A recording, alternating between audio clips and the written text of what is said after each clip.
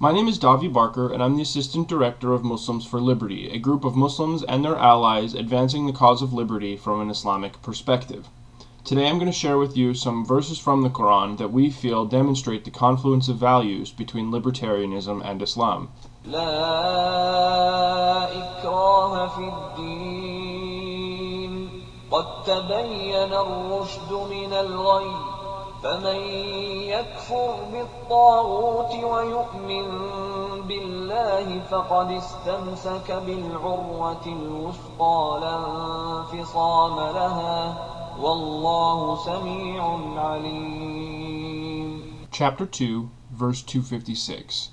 There shall be no coercion in religion. The truth has become distinct from falsehood, and whoever rejects false deities and believes in Allah has grasped a firm handhold, which will never break, and Allah is hearing and knowing. The word deen is here translated as religion, but in Arabic it's a much broader term. It means a comprehensive way of life. So even an atheist who has no religion still has a deen. We regard Islam as a comprehensive way of life with no coercion. This is an expression of the non-aggression principle, which is found in virtually every ethical system, and is the cornerstone of the libertarian philosophy. Freedom of conscience is a prerequisite to virtue, and coerced action has no moral content. So if the aim of Islam, or any ethical system, is to inculcate virtue, coercion can never achieve it.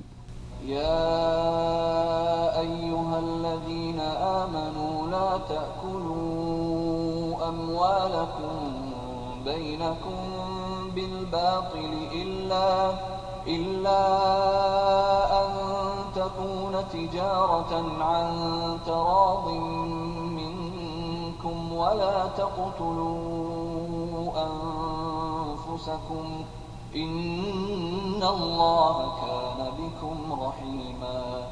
Chapter 4, verse 29. You who believe, do not consume each other's wealth unjustly, but let there be commerce between you by mutual consent, and do not kill each other, for Allah is ever merciful to you.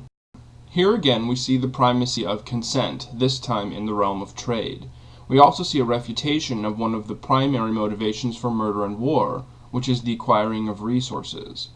Muhammad was a merchant himself and regarded voluntary transactions so high that he emphasized it in his final sermon. He said, "No property shall be legitimate to you which belongs to another unless it was given freely and willingly, so do not do injustice to each other." Twice the seizing of property is described as an injustice, while achieving justice through commerce is called for. إن شر الدواب عند الله الصم البكم الذين لا يعقلون. Chapter 8, verse 22. Indeed, the worst of creation in the sight of Allah are the deaf and dumb who do not use their intellect to understand. While technically not part of the libertarian creedal formula of property rights and non-aggression, the primacy of individual reason is nonetheless essential to the functioning of a voluntary society.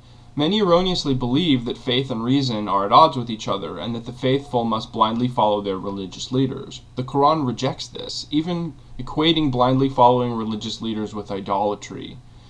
Each individual is endowed with an independent intellect, which is essential to their discerning of truth from falsehood, but that doesn't necessarily mean that we all come to the same conclusions.